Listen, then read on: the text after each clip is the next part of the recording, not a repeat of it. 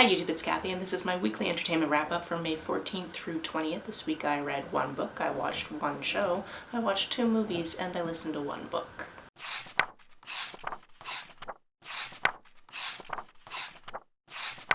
Quick travel update, we are in Sighișoara, which is again still in Romania. We're going to be here until the end of the month and then we fly home. And by here I mean Romania, because next week we're actually in Bucharest. Also, if you hear any weird sounds in this video, because I feel like there's not going to be a way for me to actually film this without you hearing any weird sounds, it's because we're staying in this very old house that's been turned into a pension, and the floors are so creaky.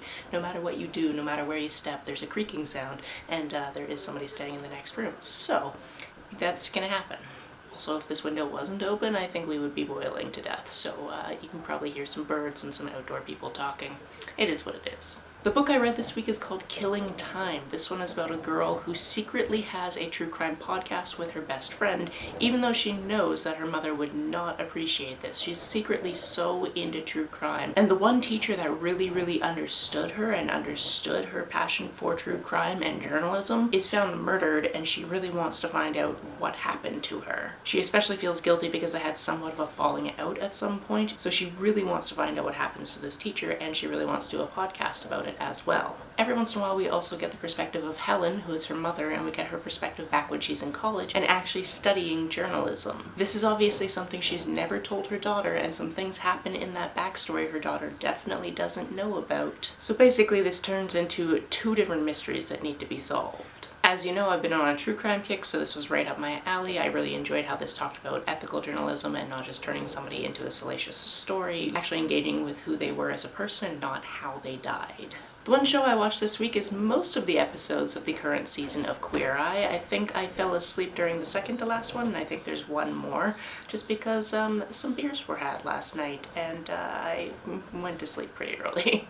Not super early, but pretty early for my current schedule. This, of course, is the wholesome, lovely content that I always appreciate from the show. It's always just lovely to see the Fab Five flock in on a person and just show them a bunch of love and help them out in their circumstances. It's just always a good time. I never know what else to say about it besides it's adorable and I like it. This week we also watched The Intern, which is a movie with Anne Hathaway and Robert De Niro that I definitely meant to watch when it came out and that just never got around to it. This one has to do with a man who is retired and is kind of bored in his retirement and basically just needs something to do, and he actually takes this senior intern spot at this clothing company run by Anne Hathaway. It's a really sweet dynamic. I really enjoyed this one. I knew I was going to just based on these actors, but then the situations that they were put in and the different things they learned about themselves and each other, it's just lovely. We also watched We Have a Ghost, which was pretty fun. I was trying to find something on the comedy side because that's what Chad wanted to watch, and I was like, would you watch something called We Have a Ghost? Because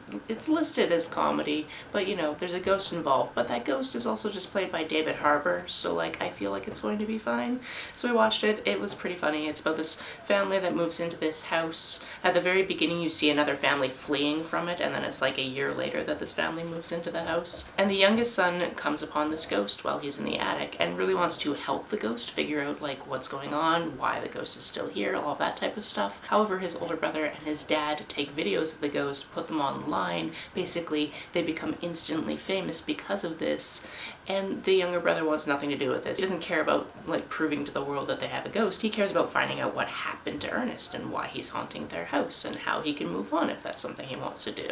Again, I had a good time with this one. The book I listened to this week is The Love Hypothesis. I finally got around to listening to this one. This one was fun. It's full of situations where the reader knows exactly what's going on and you just are like, aw, these 2 silly people don't understand they're in love with each other. That's adorable. Now just get over it and figure it out. That would be great. This one starts out with a woman named Olive who is hiding in a bathroom because her contacts have expired and her eyes have started burning. So she's in this bathroom, she's just waiting to like rinse out her eyes so she can continue looking around this lab that she might go to for grad school in the coming year. While she's in there, somebody comes into the bathroom and she can't see him because of the whole eye situation, but they have kind of a talk about like why she might want to go to grad school and why she wants to be in academia, and he basically tells her like, 1, don't wear expired contacts anymore, but 2, like your reasons are really solid, so if you do end up applying, I think your reasons for being here are really good. Fast forward to a couple of years later, she never really figured out who that guy is, but obviously we as the audience know the whole time who that that guy is, and she does eventually figure it out,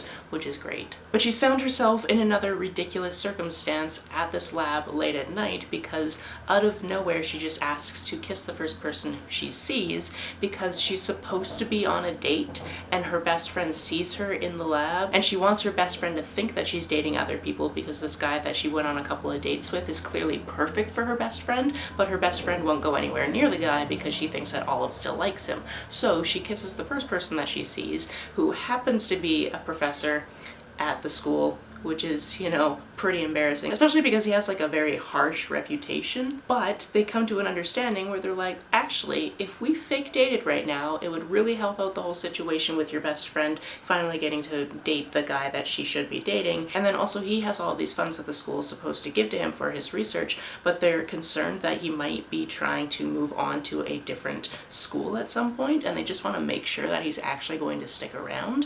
So they decide to fake date so that the school will think that he's sticking around, and so her best friend knows that she's moved on from that other guy. They of course put in a bunch of stipulations, like this is an on-campus only thing, we'll get coffee every week just so that everybody sees us together, like this isn't a physical thing, there will be no sex and all of that type of stuff, and of course all of that gets broken by the end of it. And they finally realize that he's been pining after her for a very long time because of course he's bathroom guy, and it's just lovely. Like, you know this is how it's going to go, but the way you get there is just so much fun to see. There was a little bit of repetitive writing in this one, like how many times do we have to know that Adam is just a very large man, like he's a huge man, he's very tall, he's very muscular. Like, I didn't need to hear it as many times as I heard it, but it was fine. That's it for this week. If you've read, watched, or listened to any of these, let me know about it down in the comments below. On the way down to the comments, if you hit that subscribe button, that would be very nice of you. If you don't feel like leaving a comment but want to make sure that I know you were here, just leave me an emoji or a smiley face if you happen to be on your keyboard. Some people have asked if there's a way to financially support this channel, so I set up a Ko-fi account, which is a digital tipping service. The link for that, as always, is down below. You can like and share this as you see fit, and I will see you very soon. Bye!